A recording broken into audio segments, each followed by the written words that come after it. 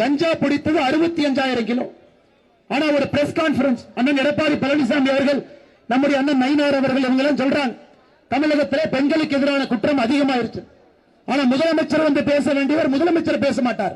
உள்துறை செயலாளர், பொறுப்பு டிஜிபி அவங்க எல்லாம் உட்கார்ந்து 5 பேர் பேசுறாங்க. சொல்லக்கூடிய தவறுகளுமே தப்பு.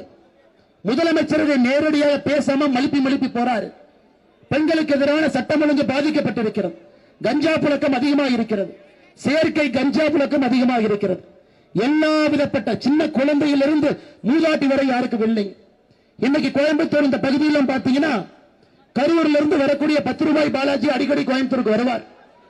இந்த முறையும் பெரிய நம்பிக்கையோடு சுத்திக் கொண்டிருக்கின்றார். இன்னைக்கு நம்ம இங்கே ஆர்ப்பாட்டம் செய்து கொண்டிருக்கின்றோம்.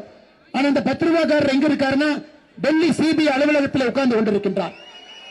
புலால் சிறையில் இருப்பாரு, வெளியே விட்டீங்கன்னா சிபிஐ அலுவலகத்தில் இருப்பார். ஒரே ஒரு கணக்கு மட்டும் நான் சொல்றேங்க ஐயா. தமிழகத்தில் டாஸ்மார்க் கணக்குப்படி கடந்த 5 ஆண்டுகள்ல மொத்தமாக விற்கப்பட்ட பாட்டில், 5 ஆண்டுகள்ல டாஸ்மார்க் வித்த பாட்டில் பாத்தீங்கன்னா 1495 கோடி பாட்டில்.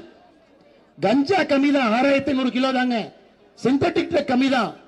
டாஸ்மார்க்ல விற்கப்பட்ட பாட்டில், ஒரு பாட்டில் எடுத்தீங்கன்னா 1495 கோடி பாட்டில். முதலமைச்சர் சொன்னார், நான் சொல்லிங்க, ஸ்டாலின் அண்ணன் இதற்கு முன்பு எதிர்க்கட்சி தலைவராக இருக்கும் போது 10 ரூபான்னு கணக்கு சொன்னார்.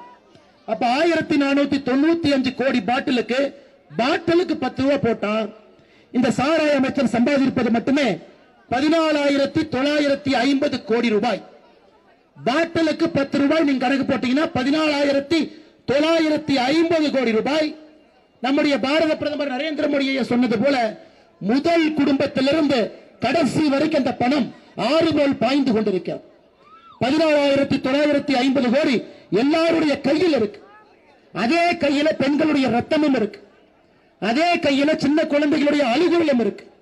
அதனால் எவ்வளவு பணத்தை வாரி இறைத்தாலும், ஜனநாயகத்தை விலை பேசினாலும், இந்த கூட்டத்தில் அண்ணன் எஸ்பி வேலுமணி அவர்கள் சொன்னது போல நாம் தெளிவாக இருக்க வேண்டும்.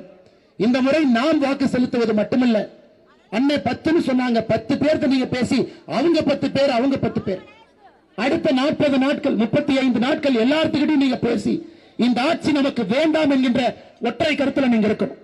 இந்த ஆட்சி நமக்கு வேண்டாம் என்கின்ற ஒற்றை கருத்துல நீங்க இருக்கணும். அதனால் அன்பு சொந்தங்களே, நம்முடைய நோக்கம் இந்த முறை தீய திராவிட முன்னேற்ற கழக சக்தியை தூக்கி எறிய வேண்டும்.